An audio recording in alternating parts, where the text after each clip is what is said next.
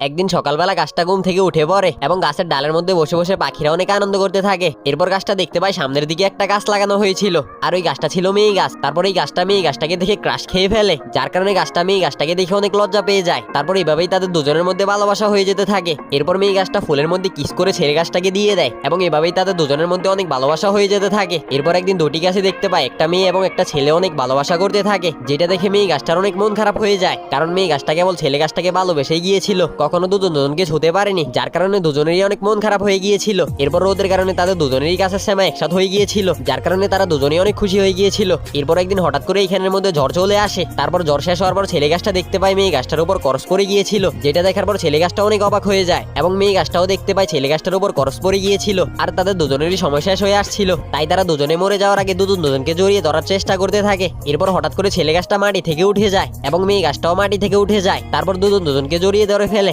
এবং তারা সাথে সাথেই মারা গিয়েছিল। বন্ধুরা, এত সুন্দর ভালোবাসার জন্য তো লাইক সাবস্ক্রাইব করাই যায়।